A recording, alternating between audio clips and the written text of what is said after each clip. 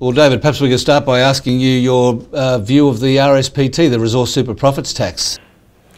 Well, you're probably aware, but I made an address at the Australian P&G conference in Townsville recently because P&G is going through the process of designing a wealth fund to deal with its oil and gas dividends, taxes and royalties, and trying to determine how much should be spent today essentially and how much put aside for tomorrow.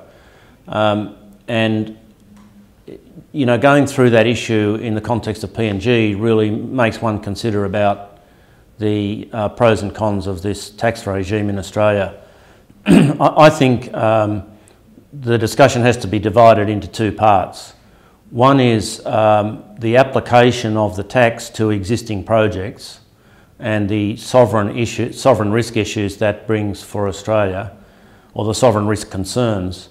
And secondly, the design of the tax around the Australian Constitution and the source and flow of funds, whether they're used for long-term purposes or shorter-term purposes. David, there's a presumption there that there should be a super tax on mining profits?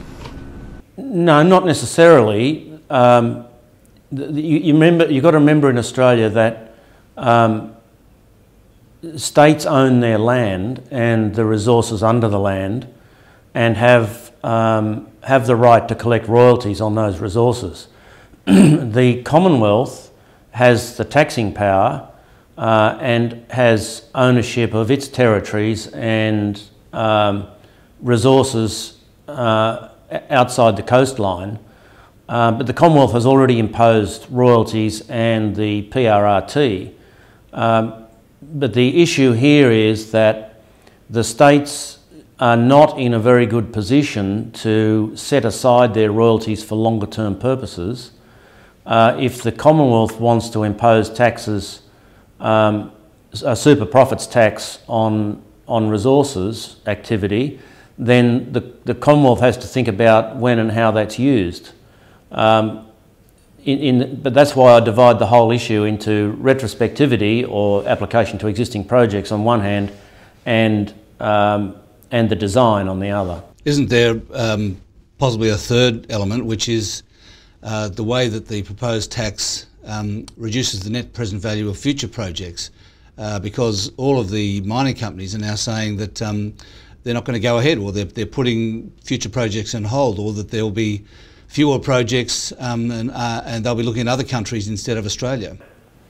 Well, the consequence of additional tax, you know, is magnified across returns, and you know, what they say is technically correct, but the design of this tax has had to be customised to a particular application because of the constitutional position, and in doing that there are several significant flaws, and my view is that the tax has to be changed or abandoned.